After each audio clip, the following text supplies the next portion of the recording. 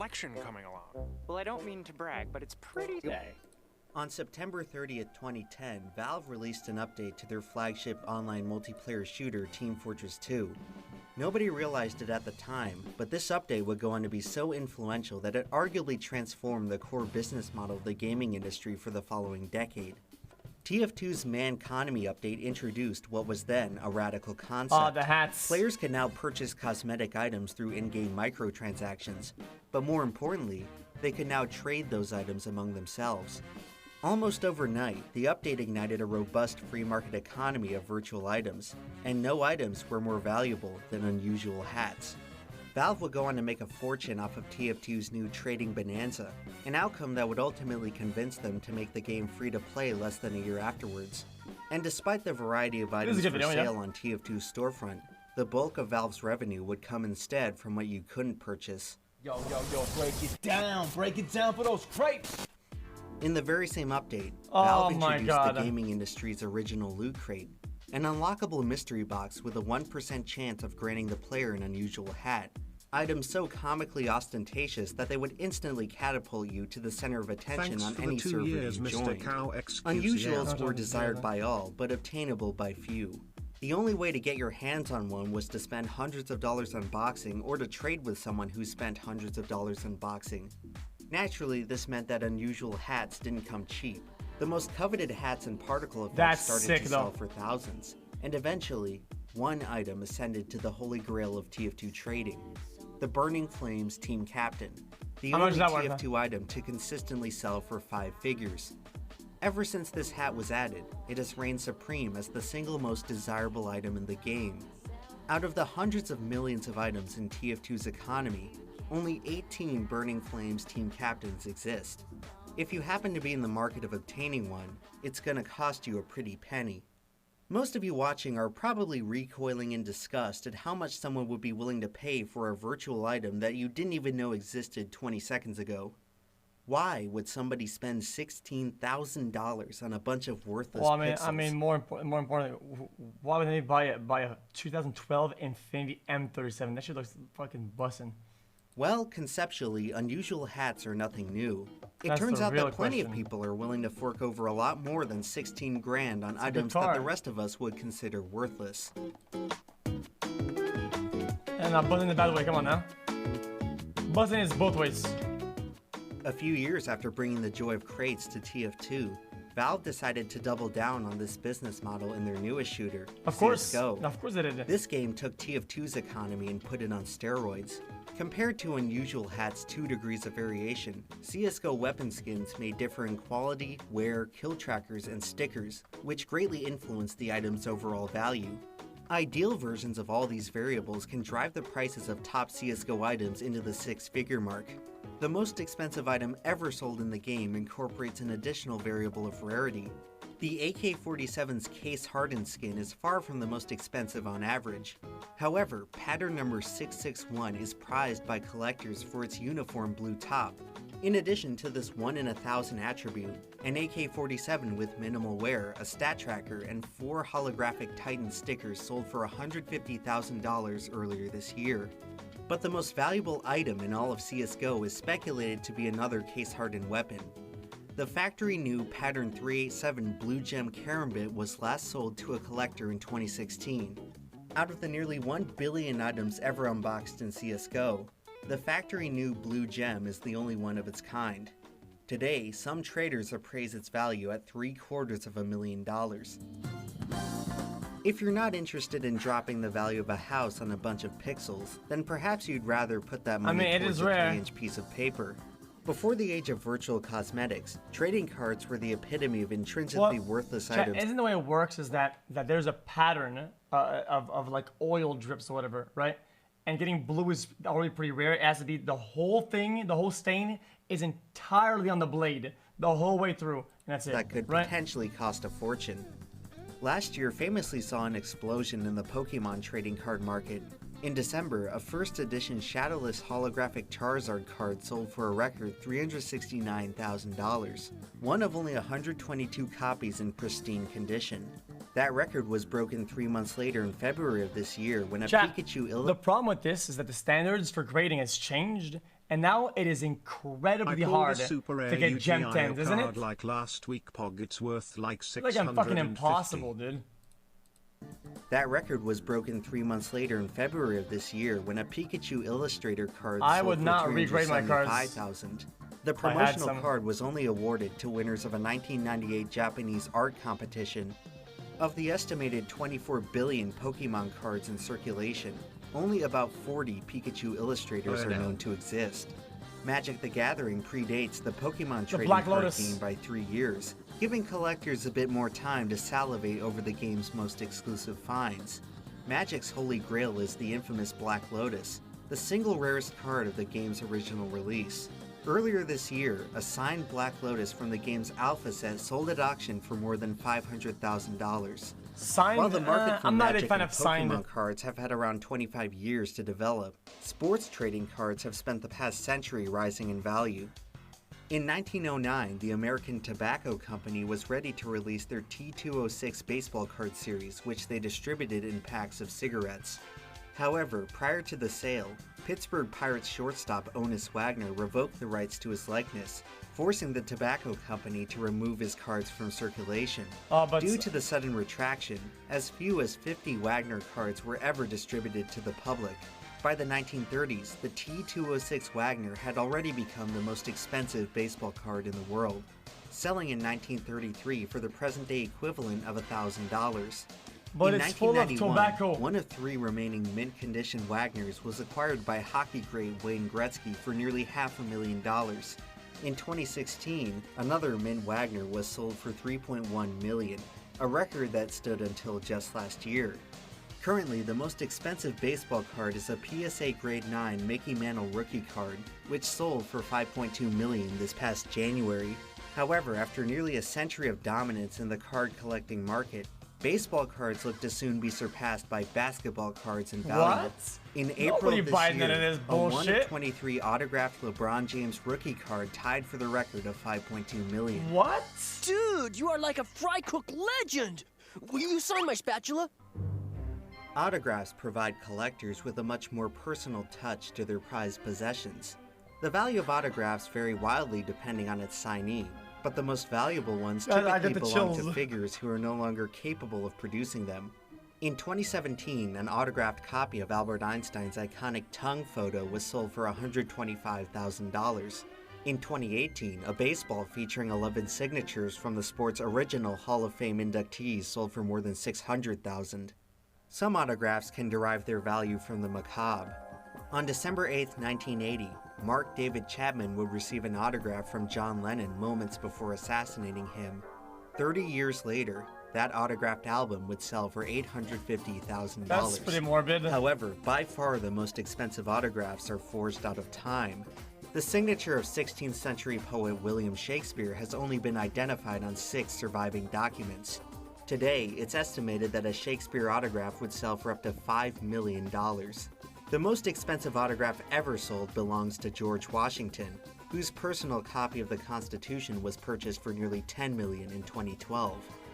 Autographs are a form of memorabilia, objects and souvenirs prized for their close association with illustrious people and events. Well, Elvis Sneakers have been one of the most popular forms of memorabilia to collect ever since the meteoric success of Nike's Air Jordan brand in the 80s. In 2020, an original pair of Jordans worn by Michael Jordan himself sold for $560,000, becoming the most expensive sneakers in the world.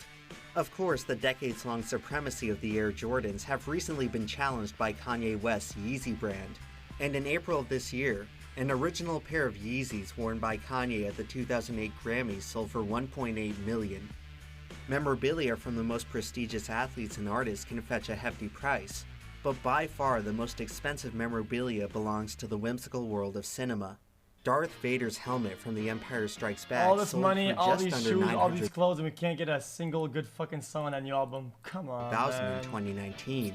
Marilyn Monroe's iconic white dress from The 7-Year Itch sold for $4.6 million. I'm just kidding. This is But a the couple most months. expensive memorabilia ever worn by a movie star may be Dorothy's ruby slippers from The Wizard of Oz. I'm playing. The most recognizable symbol from the most beloved movie of the 20th century was listed at a price of $6 million in 2018. What?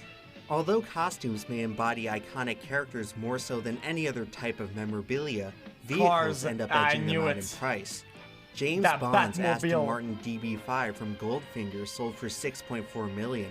Possibly the most expensive piece of memorabilia ever sold was the General Lee from Dukes of Hazzard, selling for a whopping $9.9 million. When we come back, we'll take a look at what lies beyond the 8-figure mark. Me? And just a moment ago, here's what's happened. A fan somehow gets out of the infield area, comes out on the track, and is trying to get Matt Kenseth's autograph.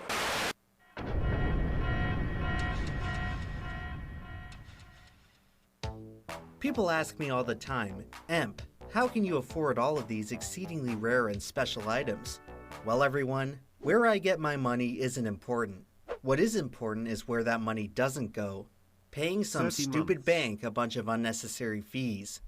Current is looking to change the face of mobile banking, and this card Guys, represents I let the ads run your because ticket to it's his accessing video. more of your money faster. With Current, you can stop throwing away your hard-earned cash on hidden fees and put that money towards something useful, like expensive collectibles. I already The bought premium the card service. comes with no minimum I have balance 10 requirement and up subscriptions. to $100 in I overdraft subscribed to protection. 5 new Tired of cards getting that ripped off right by now. ATM fees? I just Current got lets you them. access over 40,000 free ATMs across the US, Thank which you. can come in handy whenever you find the next hidden gem in the wild. Earn points towards cash back on purchases from thousands of participating vendors for even more savings to fuel your addiction, hobby. And the best part is that Current lets you get paid 2 days early, so you can finally get in on that auction before it expires.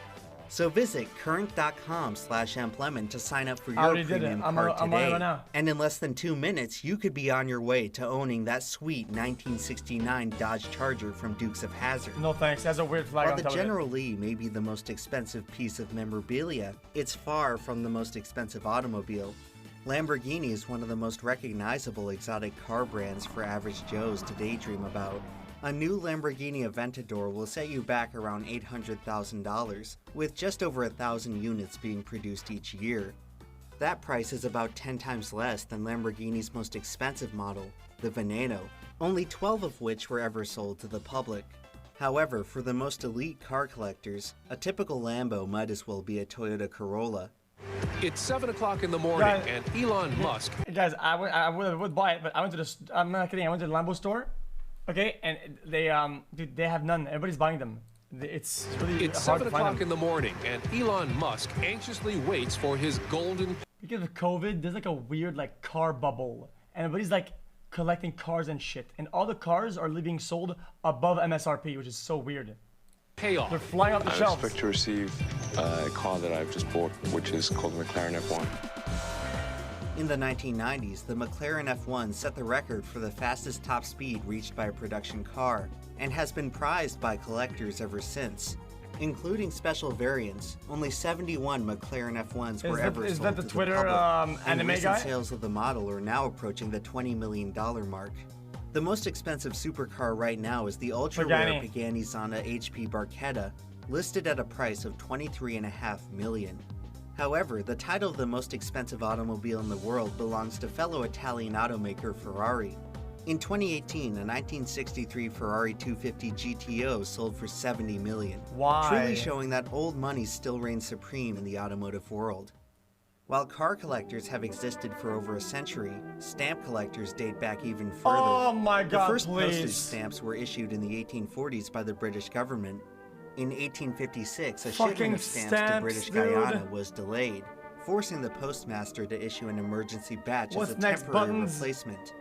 The provisional stamps were then distributed and quietly forgotten, until 17 years later when a No. young boy discovered the unusual 1-cent magenta octagon on one of his uncle's old letters. The boy would end up selling the stamp to a collector for 6 shillings. That stamp would go on to become the only surviving copy of the British Guyana 1-cent magenta. Today it is worth over $9 million, and to the 60 million stamp collectors in the world, no other piece of postage is more valuable. What? If stamps are one of the oldest fixations for collectors, coins may be the oldest. Evidence of coin collecting dates as far back as ancient Rome. One of the most infamous events in Roman history was the assassination of Julius Caesar. 2 years after usurping the throne, Brutus had several coins minted to commemorate himself literally getting away with murder.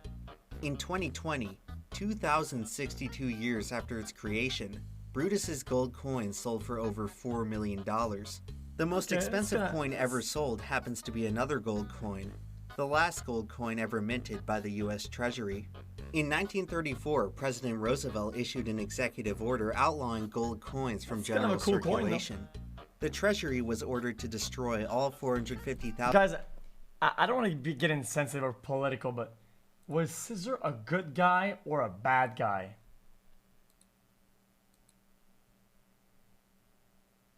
Newly minted 1933 double eagles. Both. However, a few dozen were illegally rescued and distributed to collectors. Over the next several years, the federal government located, confiscated, and destroyed almost all of the remaining copies. Only one double eagle, acquired by King Farouk of Egypt, managed to evade apprehension. Today, that lone coin survives as the only 1933 double eagle in private possession. Ooh, okay. In June of this year, the coin was sold for nearly $19 million, more than 900,000 times its nominal value. See anything you like? Yeah, I'll give you $1.50 for this umbrella. $1.50 for that? But it's an antique. If you keep something in good condition for long enough, it will eventually be worth a fortune. Antiques provide a treasure trove of rarities and have accounted for some of the most expensive collectibles ever sold. Action Comics #1 marked the beginning of the superhero genre in pop culture. After selling for just 10 cents a piece in 1938, a mint-condition copy of the original Superman is now worth more than $3 million. In the 17th and 18th century, the Stradivari family built string instruments which became world-renowned for their unmatched sound quality. Superheroes. In 2008, a Stradivarius cello sold for $20 million, becoming the most expensive musical instrument in the world. Leonardo da Vinci was the most recognizable figure of the 15th century, and he would end up writing what would eventually become the most expensive book in the world. In 1994, Microsoft co-founder Bill Gates purchased Leonardo's Codex Leicester for more than $30 million. Why? Unofficially, the most expensive antique ever sold was this 18th century Qing Dynasty vase, selling at auction for over $80 million. It's at this point where the line between antique and artwork starts to blur. Approaching the 9-figure mark, we are beginning to enter the highest echelon of collectability, fine art. For centuries, expensive artwork has served as an enduring symbol of high-class society. For those who are so disgustingly wealthy that the concept of dollars and cents has practically lost all meaning, fine art has often acted as the final frontier of what money can buy.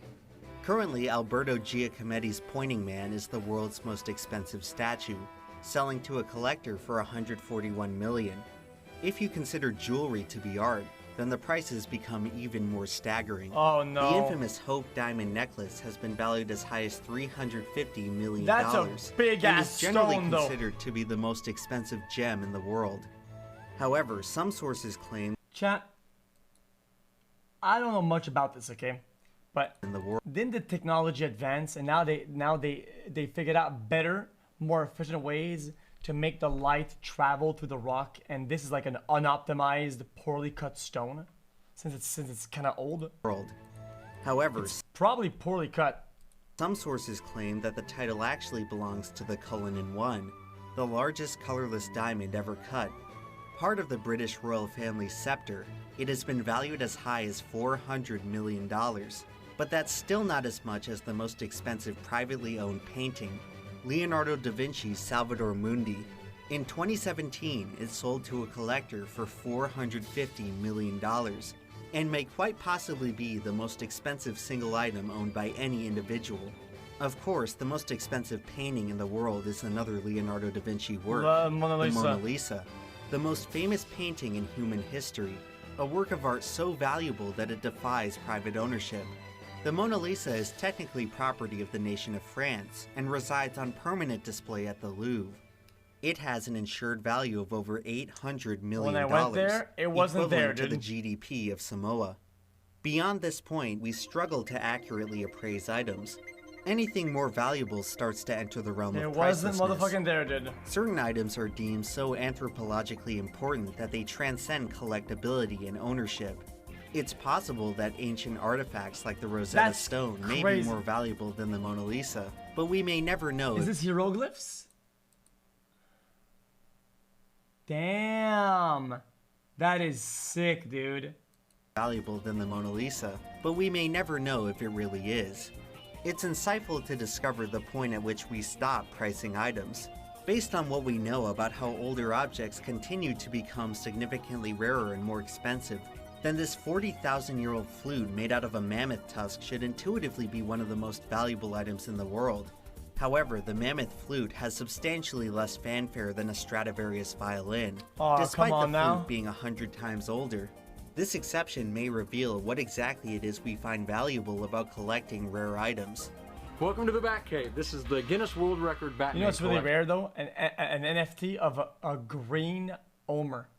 What the fuck? Why is he green? Collecting rare items. Welcome to the Batcave. This is the Guinness World Record Batman collection. The act of collecting is far from rare. At least a third of Americans collect something. When I was a kid, I used to collect 1/64 scale die-cast NASCARs. I collected Pokemon cars, Bionicles, Legos, and Playmobiles. When I was a kid, I used to collect 1/64 scale die-cast NASCARs, and I can truly say that it was one of the most satisfying and rewarding hobbies I've ever participated in. But why exactly do so many of us find collecting so rewarding? Oh, that's so cool though. Wait a minute. That is actually a cool collection.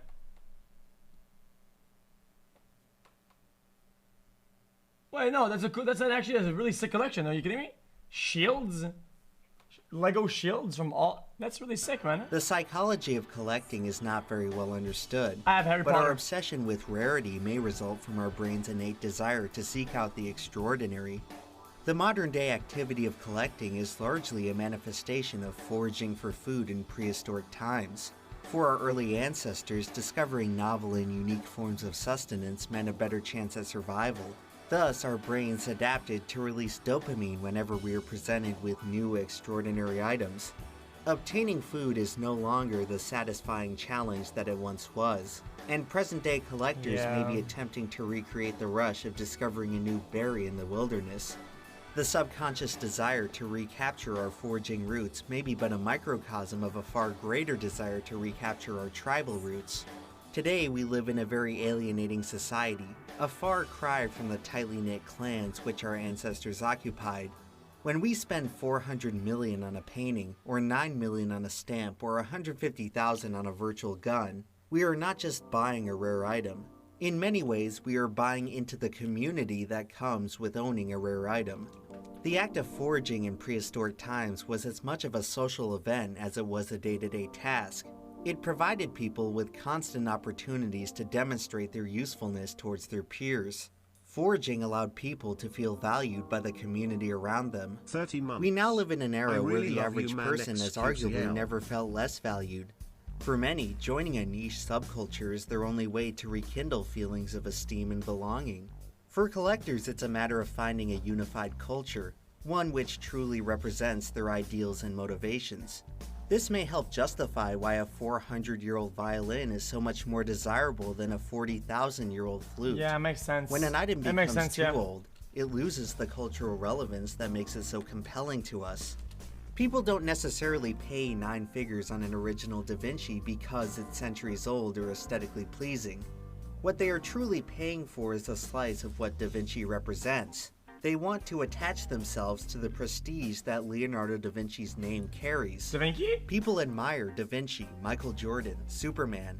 Maybe if we own an iconic piece of them, we can be admired too. While the impulse to collect once helped us gather survival resources, today it may be helping us gather social resources, which many are now finding more scarce than food, water, and shelter. For some, collecting rarities is the first step in connecting with others and engaging with an exclusive culture. The rest of us may consider it a waste of money, but for certain collectors, belonging to something meaningful is worth every penny. In addition to belonging, collecting may be attempting to account for another aspect many find sorely lacking from modern society: autonomy. With each passing year, the world around us gets more complex, more chaotic, and more unpredictable. You can't go a few moments without discovering some new threat that you didn't even realize it was possible to worry about. After a while, it all starts to become overwhelming, and most of us end up feeling more and more like riders on the storm. Jeez, Collecting may be one dark. of our most effective psychological mechanisms at reclaiming autonomy in the face of chaos and uncertainty. Cultivating order out of so many disparate objects can help anchor us to which one is it? uncertainty. Cultivating That one. I have this one. order out of And one of these. so many disparate objects can help anchor us to a more stable state of mind. In this sense, collecting may serve as a therapeutic activity, especially for those who've experienced trauma. It's no wonder why the recent explosion in collecting occurred when most of us were in lockdown, a period when many had never felt more uncertain and isolated. No matter the reason we collect rare items, it's clear that many of us are far better off because of it. And if the past year has shown us anything, it's that collecting isn't going away anytime soon. In the time I've been working on this video, several of its records have already become outdated. The future of collecting is more exciting than ever before. Following the advent of cryptocurrency and digital assets, non-fungible tokens have spawned a whole new genre of collectibles. Not again, please. In June of 2017, creative studio Larva Labs released a limited supply of 10,000 unique CryptoPunks for free on the Ethereum network. Each punk was algorithmically generated to have one or more distinct features, with about 100 spawning with a special classification of zombie, ape, or the rarest of all, alien. In March of this year, one of the 9 alien CryptoPunks sold for $7.6 million, becoming the most expensive NFT ever sold. One day later, digital artist Beeple would shatter that record with his composition Everydays, a collage of all 5,000 images that he published over a time span dating back to May 2007. The Everydays NFT was purchased for over $69 million, about 8% the value of the Mona Lisa. A hell of a price to pay for a bunch of worthless pixels.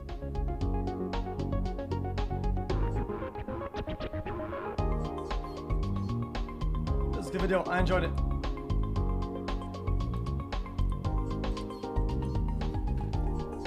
I enjoyed the video. Guys, we watched enough. Guys, we have watched enough videos for today, boys. Holy shit, chat. Guys, I have to go stretch my legs and play some games. I don't want to play right now.